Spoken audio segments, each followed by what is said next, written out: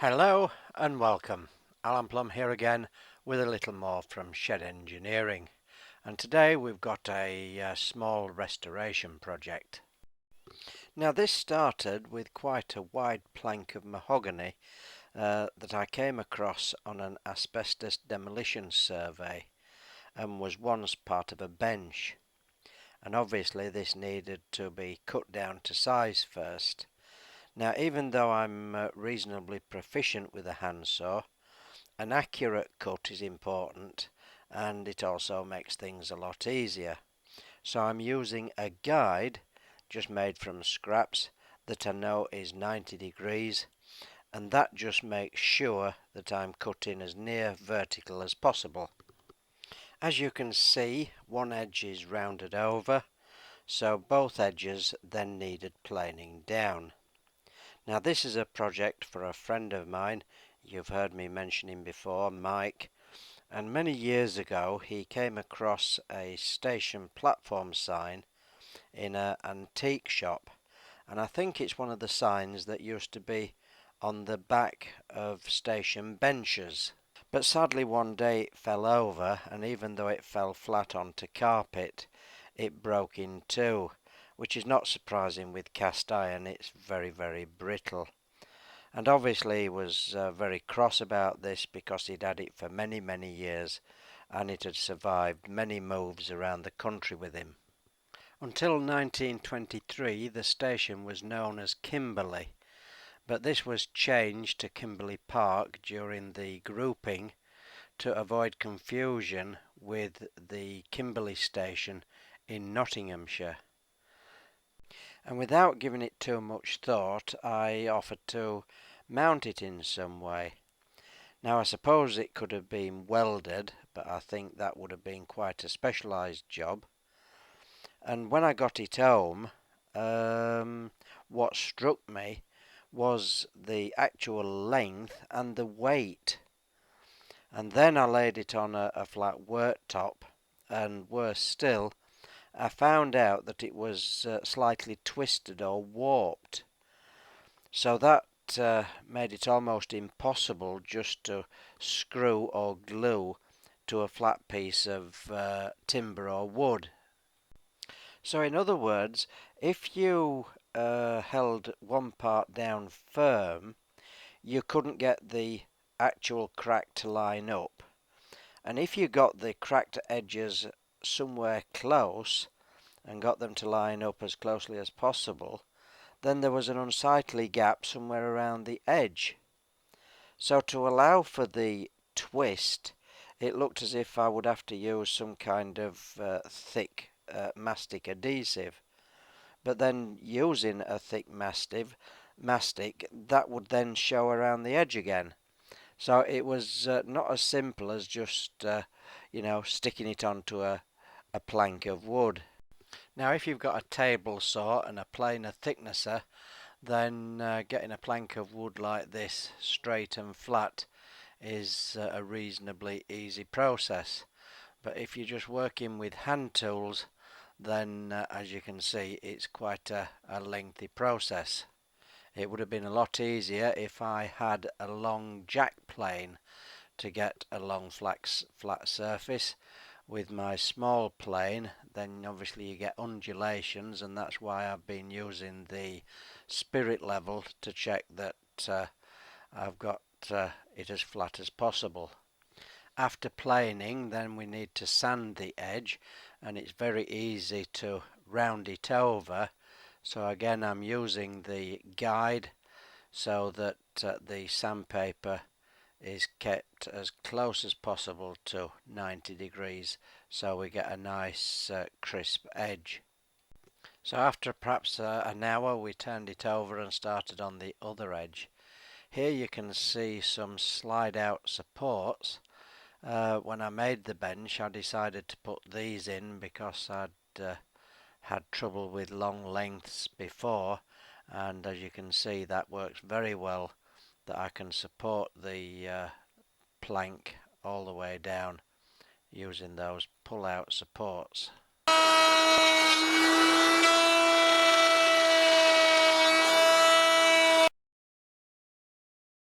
So then we had to create a shallow recess for the sign to sit into, allowing me to have a 3 or 4mm thickness of mastic under the sign, which in turn would hopefully let me get the two cracked edges lined up as closely as possible. But then, where the sign didn't sit flat to any surface, the gap and mastic obviously would be hidden because of the slight recess. Now the outer edge of the sign was not totally straight or true. It was just the iron finish as it came out of the mould. The edges had never been ground flat or true, so right along its length there were small undulations. Now that meant that I couldn't just put a fence on the router and make a straight parallel cut to the outside of the timber sign. I had to work up to the uneven line with a small cutter, getting as close as possible, and then finish it off by hand, getting closer and closer, and then having many trial fits.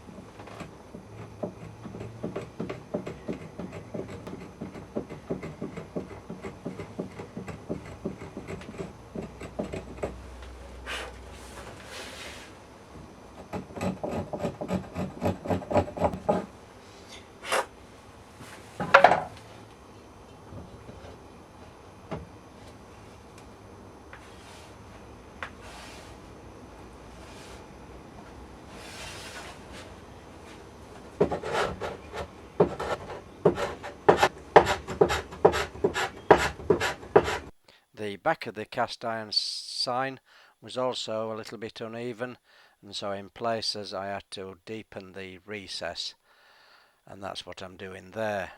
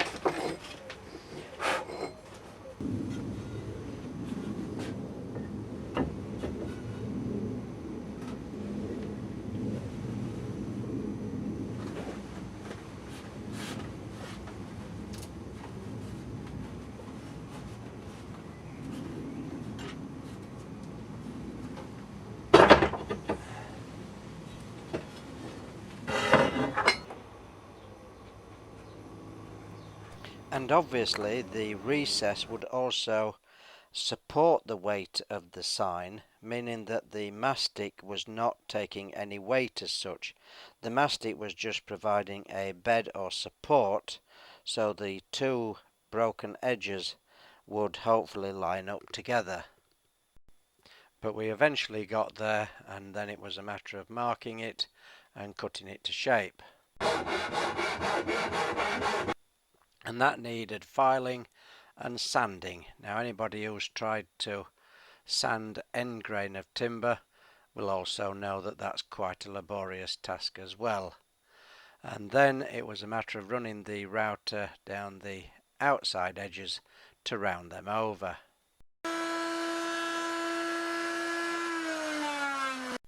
So that's the woodworking done. But why are we back in the lounge? Because I need somewhere clean and free of dust. Because I'm going to use French polish to finish the sign and try to give you a quick guide and demonstration of how to use it. Now it's totally different to brushing on varnish, but it can give a beautiful deep shine and well worth the effort. So here we have our French polish, and that was bought from B&Q.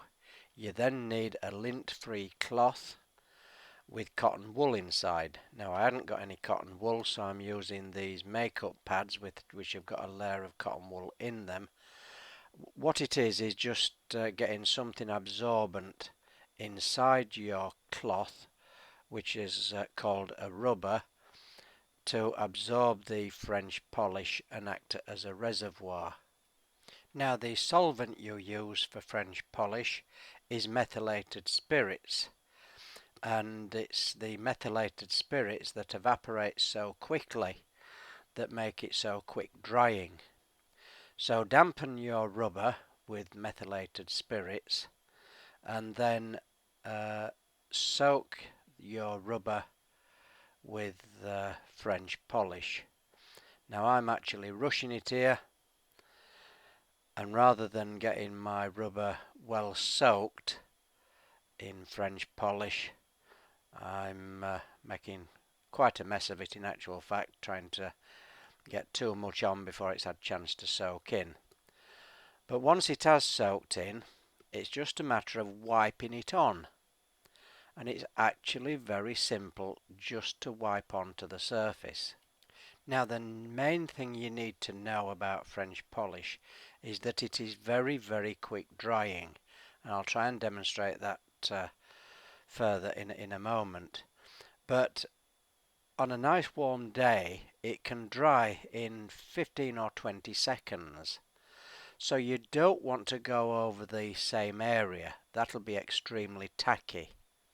So here I'm moving on, and I don't want to be going back over the piece that I did until it's dried off. So I can work my way around putting the first coat on, but once you've applied it, try not to go back over it for at least 30 seconds or 30 or 40 seconds, something like that. Now here I'm getting a little bit more organised, pouring the French polish into a little dish. You can see that my rubber is now getting much fuller and more soaked with the French polish.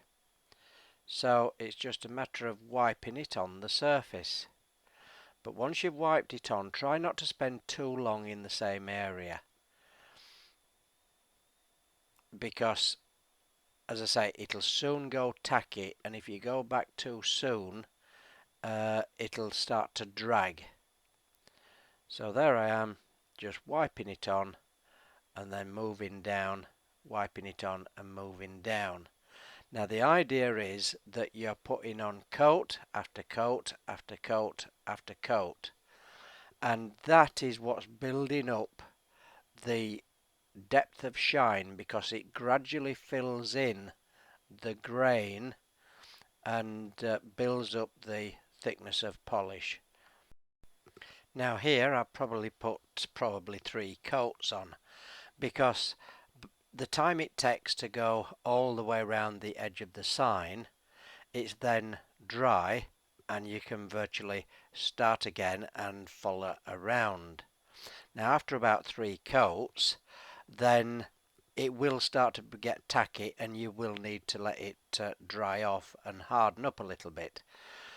Now because it does dry so quickly, you've got to put your rubber in a plastic bag, otherwise you'll come back to it and that'll be absolutely solid. So that goes in a plastic bag, and we perhaps leave it for 15 or 20 minutes for them 3 or 4 coats just to harden off. So now we come back to it, we take us rubber out of the plastic bag, add some more French polish to it, and we start the same process again. So first we can add some methylated spirits, and that'll just dampen the French polish and loosen the French polish up in the rubber. Then reload the rubber with some fresh French polish and start the process again of wiping on layer after layer to build it up gradually. Now, as with painting or varnishing, you obviously can get runs or put it on too thick, or get an area where you haven't spread it out enough or something like that.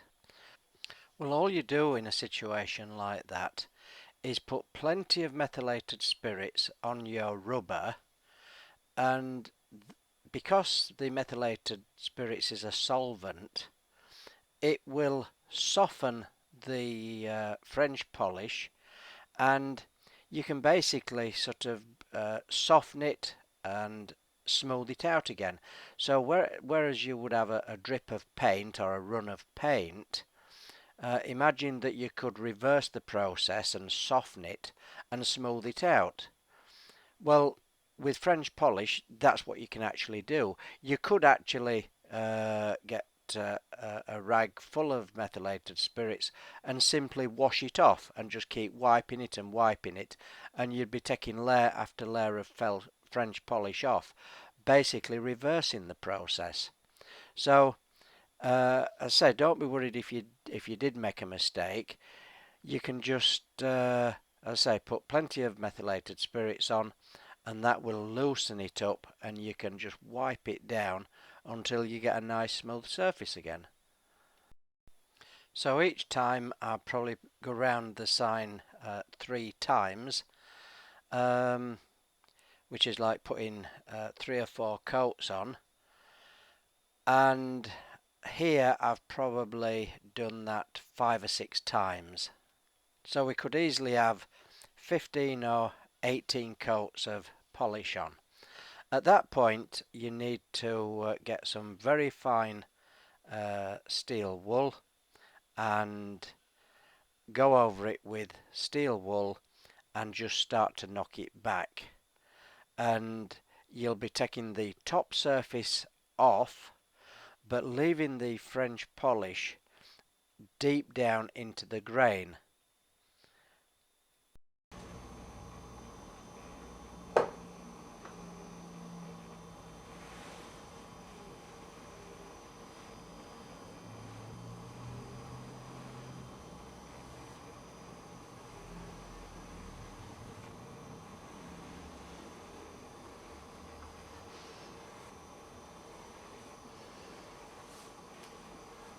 Now, to do what I call proper French polishing, which is a big flat area like a tabletop, is very, very skillful. You do need a lot of skill and experience for that, because you build up the polish and you actually keep adding and adding methylated spirits until you get in a very thin wash to melt all the different layers together in like a final wash which melts the whole flat surface all at once. And to do that over a big area and get it right is very skillful. On smaller areas like this, then it's ideal and you can get a very luxurious finish. So as you can see here, I'm now watering down the French polish and making it a lot thinner, so that obviously each coat is thinner, and this is where it will dry even faster. And what you're actually doing now is that because there's more methylated spirits in the French polish, you're actually melting the previous coats as you're laying the next coat down. Now let's just try counting here. I'm wetting that back surface just there. So that's 1, 2, 3, 4, 5, 6, 7, 8, 9, 10, 11, 12, 13, 14, 15, 16, 17, 18, 19, 20, 21, 22, 23, 24, 25, 26, 27, 28, 29, 30, 31, 32, 33, 34, 35, 36, 37, 38, 39, 40, 41, 42, 43, 44, 45, 46, 47, 48, 49, 50, 51, 52, 53, 54, 55, 56, 57, and there it's touch dry. And hopefully that shows you or gives you some idea. I think I rub my hand down the front, which won't be 50 odd seconds, I'm sure. Come on, touch the front. That's it. That's the last bit I did. And again, that is touch dry. And that's why you've got to be so quick and don't be tempted to go over it. Lay it on and leave it. Then once it's dry like that, then you can come back round over it.